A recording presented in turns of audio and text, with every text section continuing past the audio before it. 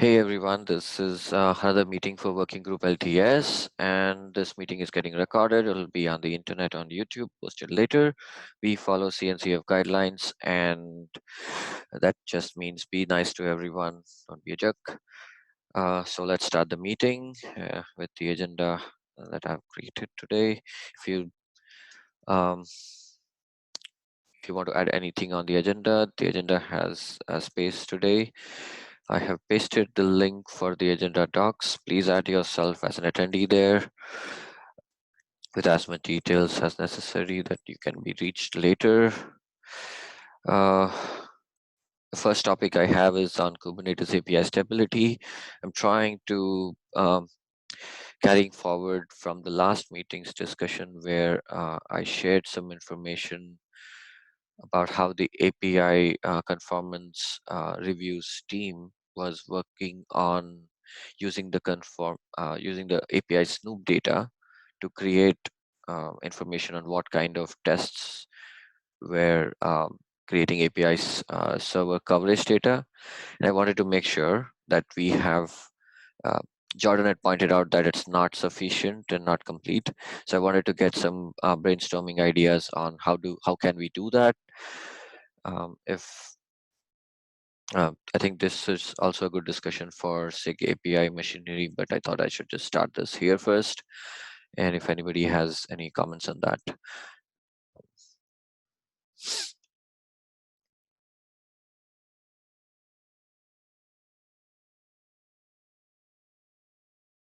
I think we have different kinds of tests, integration, unit tests, etc. And it would be interesting to see how we can generate a coverage information that tells us, hey, what tests are getting tested? How can we set up a policy that makes sure that whenever there's a new alpha, beta, or stable feature or changes to any of these features are made, there are sufficient tests available? Should we have recheck-in? Should we have submit proud tests that do this, periodic tests, or um, blocking tests? This seems like it's probably a better discussion for SIG testing. I know they have looked at recording coverage or computing coverage. Just in the past couple of days, I saw some discussion about that in the EDE tests that was showing code coverage of the EDE. But yeah, I think they're probably better equipped to discuss Okay. what mechanisms we currently have and kind of what's in progress and yeah, what they see as ideal as far as where tests should go and how we should measure what they're covering. Okay. Another angle I wanted to look at this was how long are we staying in alpha per feature?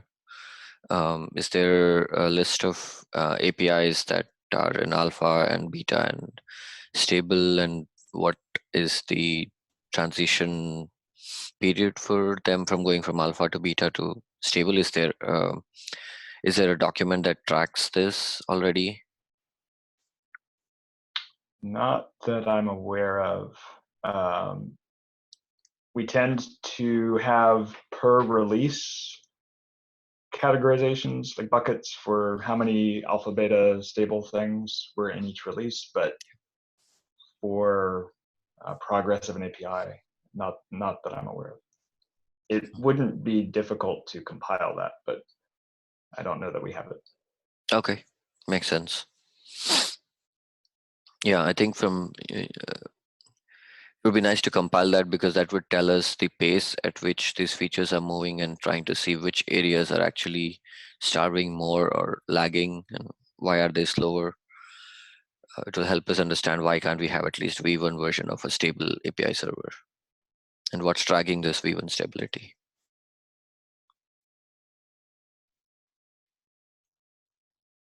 Okay, I think I'll probably raise this up in SIG testing and see what's the response, or send an email if I can't make it to the meeting. We don't have a note taker today, so I'll probably fill up this. Nick, can you help us with the notes today? Thanks. Yep, the second topic is also from me. Does the Kubernetes release needs to be quarterly? This was discussed in 1.15 postmortem. One of the questions that came out there was so we had a shorter release that was around KubeCon, and we had some issues during the release where we felt that the release was shorter. A week before KubeCon, people are focused on KubeCon, and then weeks after that is critical for the release. And during postmortem, we felt like trying to hit a quarterly timeline wasn't exactly. We're trying to make sure that every quarter there is a release, and if there are conferences and other uh, project um, KubeCon kind of events happening, then it gets difficult to maintain a quarterly release. And this discussion was punted to say that, okay, we should probably have this discussion in working group LTS to actually where we can define how much should be a release. So I just wanted to start this discussion. The problem is we don't have all the people who were in those discussion over here, so I don't know if we can do it here right now. Yeah, I'm not actually sure LTS is the right place Hmm. for the discussion. Yeah. It seems like that's more like SIG release and SIG Yep. PM. Like, I know the tension, like, in those conversations, the people who are saying it's terrible to push out a release 4 times a year uh, is one set of people. And on the other side, there are people who are saying it's terrible to only push out 4 releases a year. And I think where we're at today is probably a decent balance between those two, given how some of our feature rollout and development cycle stuff works. If you went down to 3 releases a year or 2 releases a year, um, we would still have to stagger and stage features release over release at the same release cadence. And so you would be looking at it taking like a year and a half or 2 years to complete a feature. So unless some of those development processes are changed, just changing the release cadence, I think, would be pretty problematic. Yep. Uh, I agree, actually. One thing that will impact LTS is the amount of calendar time you get support for, which I think can be surprising to people. When we have a shorter release, we end up effectively having shorter support window. Yeah. Yeah, I mean, I agree, Darvel. It does kind of make sense for us to start talking about a little bit here because, this is literally the stuff that we have been talking about for the last year or so about, how many release windows do we support things for, how often are the release windows, all that sort of stuff. But I kind of also agree that there's not that much that, we've talked about it a bit. We've got a couple of proposals for, what changes to the release train would look like. But we haven't managed to move it any further past that yet. So I mean, yeah, it does feel like we should be involved, as that's the whole reason for us being here. But yeah, I'm not sure where to go. Is I guess what I'm saying. I mean, if conferences and sort of annual cycle things tend to make one of the quarterly releases shorter, one way to kind of normalize that would be to say, well, individual quarters ebb and flow, but over a year, it all comes out in the wash if you go on an annual cycle. And so I know we've talked about exploring what the cost would be to support 4 releases instead of 3. That would, at our current cadence, that would get us to a 1-year support window, which would align pretty well with a fair number of users and a variety of rollout upgrade strategies. That seems like a pretty tractable change to propose. And it doesn't require changing, like getting buy-in on changing development processes and planning processes and like restructuring the whole project. So I think that might be a good middle ground, at least to start. I'd like to plus one that actually from when you're trying to stay in support, an annual cycle is much easier because all the people I've interacted with have annual events that impact their ability to do upgrades. So as an example, all the banking customers I know have big change features around Christmas. All of the retail customers have big change features around Thanksgiving and Black Friday. And so there's like one quarter where they're effectively unable to make changes. And if we could extend so that support was sort of on an annual cycle, that would enable them to, as you say, catch up or fall behind a bit. I feel instead of annual, it should be 13 months of an annual cycle of release and 13 to 14 months of support. That way you have an overlap period of, after a year it gets expired and you have 1 month to upgrade or 2 months to upgrade. And I think practically what it usually looks like is once a release comes out, within a few weeks of that release, we cut the final patch release on the now N-4. Yeah. So 1.15 came out maybe a month ago, 3 weeks ago, something like that. And the last 1.12 release just got cut yesterday. So practically speaking, there is kind of 3 releases plus a few weeks. If that became 4 releases plus a few weeks, kind of a final cleanup patch release of the 4th version.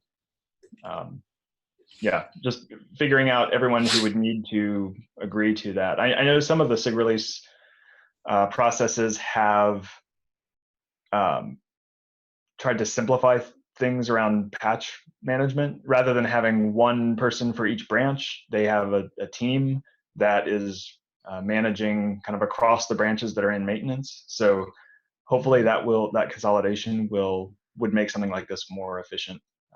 But I think starting that conversation, like what would it cost to CI and to dev and to release to do this across 4 releases?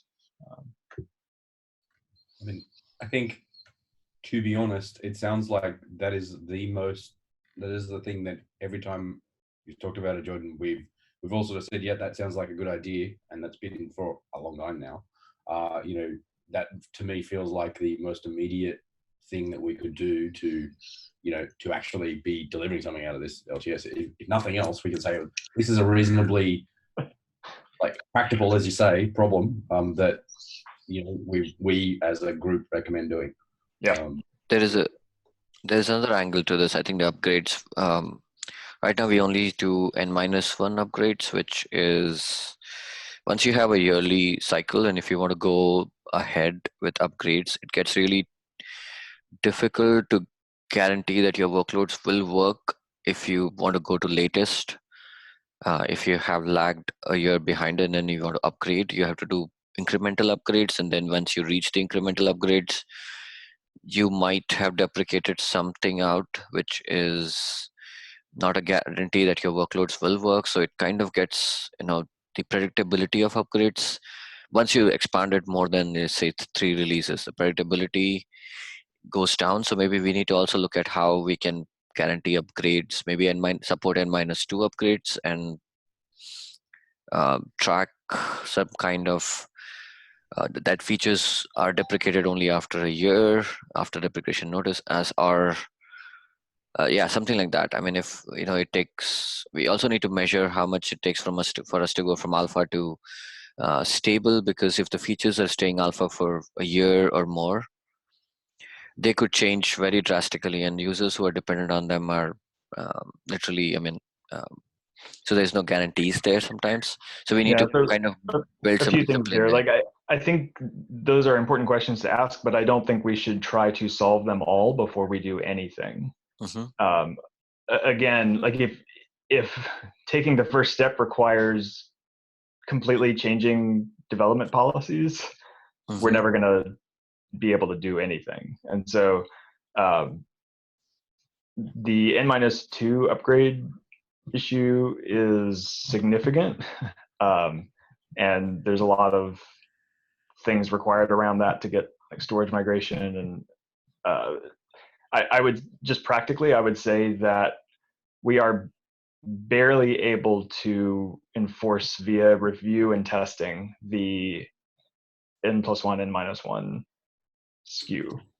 I don't think it's likely that without significant improvements to both review and testing, we could actually do skip level upgrades.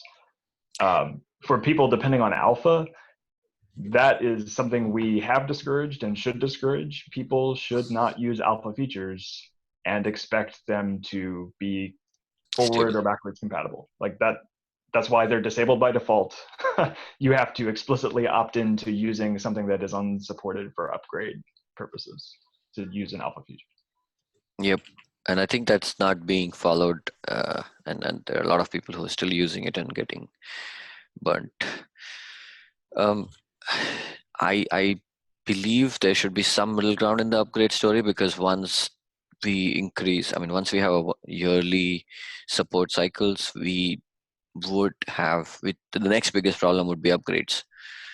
I'm getting too far away from the latest. I'm like 1 year away, so I need to, if I want to go faster ahead, then I need that understanding. So I think we need to come up with a recommendation which says the working group LTS will not be solving it, but can be a second document that says, okay, we also propose this, so that we can split the concern, and the jury can go and look at the first proposal and say, this is fine, and this looks like a good goal for, say, 6 months or 1 year to achieve. Like, let's improve the project in the next 1 year like this, and immediately we can do this. Something like that for the project. Yeah, I think yeah, I agree. It makes sense to me to have the like there be a thing that says, hey, we recommend moving from the deprecation cycle being 3 releases to 4 releases, so that it's 4 point. Yeah, 4. So yes, 4-point releases, so that it's roughly and you put in that document saying it's so that it's roughly an annual cadence instead of a 9-monthly cadence, because that's less surprising. We do, however, acknowledge that means that after a year there will be a significant upgrade overhead. That's next on the to-do list. Like, as long as you put in something there that says, we acknowledge that that there's a possible problem there, but this at least gets the process started. And that's what you put in the thing to say, hey, we want to actually do something rather than nothing. And instead of trying to eat the elephant, like you start cutting bits off, right? Yep. Yeah. So what's the next step? What are the audiences that need to be involved in this? SIG release. Yep. I know SIG architecture had a lot of discussion around the existing deprecation and skew documents. So those would need to be adjusted as part of this. Between SIG release and SIG testing, because of the impact on keeping CI spun up for multiple branches. When we started the project and the charter, we had listed a couple of SIGs that would be impacted by this. I think we should go and we should go and get the approval from the SIGs that you mentioned, SIG testing, SIG architecture, and SIG release as key SIGs, and then go, once we get good feedback from them and improve the proposal, we should go to the rest of the SIGs and say, hey, looks like from these SIGs, which are broad SIGs, we have gotten good approval. What are your thoughts? How do you want us to tweak for your benefit? So that should help us there. And Jordan, you can help us with SIG API machinery. Sure. If all that is being proposed is extending support for one release, I don't actually think there's a significant impact there or difference. Yeah, I think I would work on 2 proposals. One is how should upgrades change, and the policy for, like, the development policy that's kind of on the roadmap for saying, okay, next 1 year we should improve. These are the areas where we should improve on, and that's why I'm looking at API stability too, to say that, okay, we need a way to track how long features are in alpha and they're not moving ahead. What's the actual pace of our project? So some kind of document API that recommends. stability for individual APIs is owned by the SIGs who own those APIs. Yep. So it's good to track that as far as like improving that. If we find areas that are problematic, that's going to look like going to the owners of those APIs. Yep. I mean, our job is to just do recommendations. I think that's what I look at working group. It's like a committee which comes out with a document and says, this is what we think is good for the project. Yeah. So if we start a document that says, here's the proposal, here are the changes that would be required, like specific changes, and then we can like tag the SIGs for each area into those docs and say, like, are there other things that need to be called out here, other benefits or other costs, just so we can kind of lay all of those out. Yep. That seems like a good next step. Okay. So I'll start up a doc and then we can all contribute on it. Great. Yep. So just so I've got it for the notes, is that your action, Double? Yep. And I would probably recommend starting it. We can start it like in a collaborative document, but starting with the idea that this will be a KEP once it sort of solidifies. And yeah. So following, or at least having the categories from that template. Yeah, I think I will follow that. I mean, it's easier to comment and collaborate on the docs. So we can start there. And then all the key people in this group can start commenting. And then once we can create a timeline where we say, okay, this is the end period, a month or two, where we get to discuss on the proposal and other topics. And then we can move forward from there. And then just create a KEP out of it and then propose it. Cool. Thanks everyone. That was all I wanted to discuss on that topic. If anybody else has anything else. Feels like that one was a pretty important one, to be honest. Yep. I think I've got most things in those minutes which you followed, but I'll just make sure I've left spaces a couple of times. If you can remember what you said in that part of the conversation, then putting a small note help me. Thank you.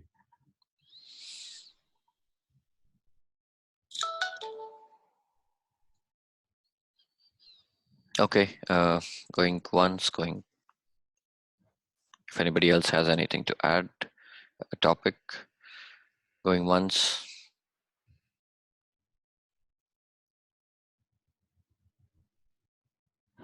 Going twice.